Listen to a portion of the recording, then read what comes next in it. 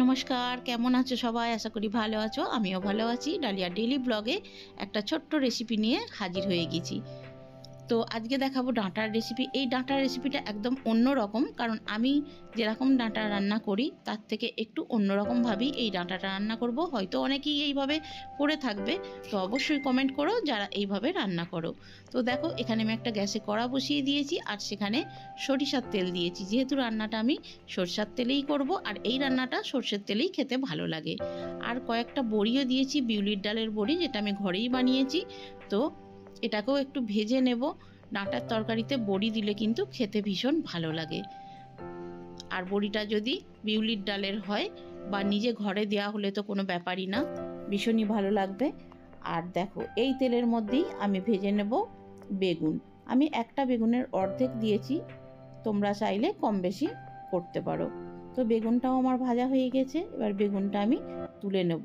এখন যেহেতু গরমটা পড়েছে, ডাঁটা ভীষণ উপকারী সবাই জানো, আর ডাঁটা খেতেও ভীষণ ভালো লাগে। ডাঁটা আমরা বিভিন্ন রকমভাবেই খাই, কচি ডাঁটা, মোটা ডাঁটা, বা মাঝারি ধরনের আর একটা ডাঁটা আছে। তো যে যেমন ভালো লাগে সে তেমন রান্না করেই কিন্তু খায়। তো দেখো, আমার বড়ি ভাজাও হয়ে গেল আর বেগুনটাও ভেজে নিলাম। আর একটু সরষের তেল দিয়ে দেব। তার মধ্যে আমি একটু ফোড়নে দেব পাঁচ ফোড়ন, কারণ এখানে আমি জিরে ফোড়ন দেব না, পাঁচ ফোড়নই দেব। তেজপাতা, পাঁচ ফোড়ন, একটা শুকনো লঙ্কা। পাঁচ ফোড়নের সেন্টটা কিন্তু ভীষণ ভালো লাগে তরকারিতে, বিশেষ করে ডাঁটা বড়ির তরকারি। আর দিয়ে দেব আলুগুলো একটু ভেজে নেব। তোমরা কেমন ডাঁটা রান্না করো অবশ্যই আমাকে কমেন্ট করো, আর এই রকমভাবে ডাঁটা কারা পছন্দ করো সেটাও বলো। আর দেখো, একটা আমি মিডিয়াম সাইজের পেঁয়াজ কেটে নিয়েছি, তো সেটা আমার সবটা লাগবে না, আমি পরিমাণ মতো দিয়ে দেব, খুব বেশি মশলা আমি দেব না। তো পেঁয়াজ আর আলুটাকে খুব ভালো করে ভেজে নেব। আর পাঁচ ফোড়নের তো একটা ভীষণই সুন্দর সেন্ট উঠেছে।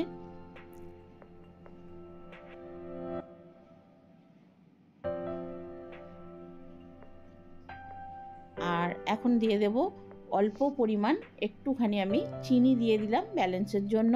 তো তোমরা না চাইলে এটা স্কিপ করতে পারো, তবে রান্নায়, যে কোনো রান্নায় অল্প 2-3টে দানা দিলে ব্যালেন্স হয় আর টেস্টটাও ঠিক হয়, নুনের স্বাদটা ভালো লাগে। আর এখানে দিয়ে দিলাম আমি একদম কেটে বেছে ধুয়ে রাখা ডাঁটাগুলোকে, জল ঝরিয়ে রেখেছিলাম। তো ডাঁটাগুলো দিয়েও আমি আর একটু ভালো করে ভেজে নেব।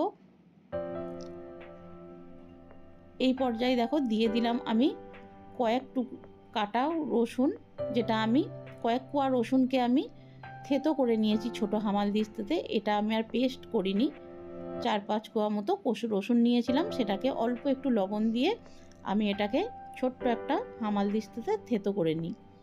আর দিয়ে দিলাম 2টো টমেটো। এই রান্নাটায় টমেটোটা একটু বেশি দিতে হবে, কারণ একটু টক টক হলে খেতে ভালো লাগে। যেহেতু গরম পড়ে গেছে, এটা ভাত বা রুটি দিয়ে কিন্তু ভীষণ ভালো লাগে। আমার শাশুড়ি মাকে দেখতাম এইভাবে রান্না করতে, তো আজকে আমার মনে হলো তো চলো, বাড়িতেও পছন্দ করে, তো এইভাবে রান্নাটা করে দেখা যাক।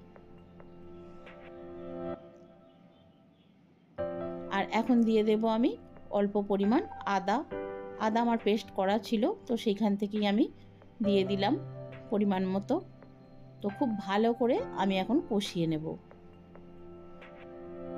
আর এখানে দেখো, আমি নিয়ে নিয়েছি হাফ চামচ করে জিরের গুঁড়ো, ধনে গুঁড়ো, কাশ্মীরি লঙ্কা আর হলুদ গুঁড়ো। কাশ্মীরি লঙ্কার গুঁড়ো দিয়েছি কারণ আমি ঝাল লঙ্কার গুঁড়োটা দিইনি, যেহেতু আমি কাঁচা লঙ্কা দেব। তোমরা চাইলে লঙ্কা গুঁড়ো দিতে পারো, তো আমি কালারটার জন্য কাশ্মীরি লঙ্কা দিয়েছি। আর খেতে কিন্তু ভীষণ ভালো লাগে।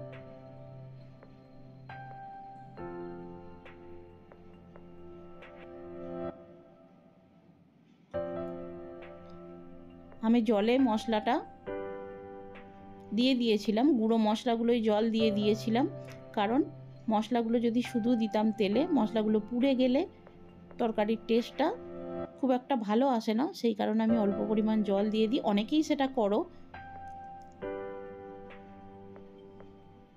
তো দেখো কত সুন্দরভাবে রান্নাটা হচ্ছে আর তেল ছেড়ে দিয়েছে বন্ধুরা।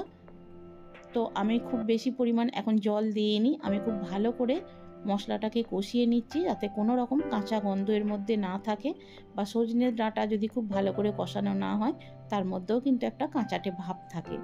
আর দেখো এই পর্যায়ে দিয়ে দেব আমি, অনেকটাই আলুটা আর ডাঁটাটা সিদ্ধ হয়ে এসেছে, তো তারপরেই আমি কিন্তু বড়ি আর ভেজে রাখা বেগুনটা দিয়ে দিলাম।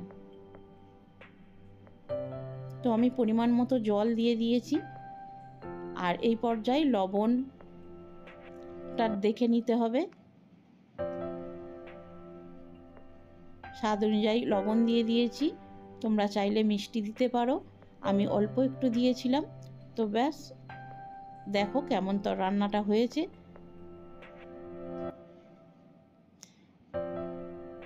আমি খুব বেশি ঝোল করিনি, আবার খুব বেশি শুকনোও করিনি।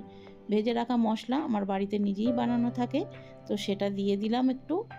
আর যেহেতু আমার কাছে ধনেপাতা ছিল, তো সেই জন্য আমি অল্প পরিমাণ ফ্রেশ ধনেপাতাও এর উপর দিয়ে ছড়িয়ে দিলাম।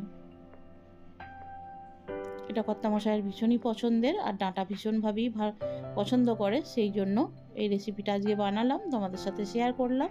কেমন লাগলো অবশ্যই কমেন্ট করো, আর কারা এই ধরনের ডাঁটা বেগুনের তরকারি বানাও সেটাও বলো। এর মধ্যে মাছ দিলেও ভীষণ ভালো লাগে, অনেকে মাছ দেয়, তো তোমরা চাইলে এর মধ্যে ভেজে রাখা মাছও দিতে পারো, সেটাও কিন্তু খেতে ভীষণ ভালো লাগে। গরম ভাতে জাস্ট অসাধারণ লাগবে। আজকের ভিডিওটা এই পর্যন্ত।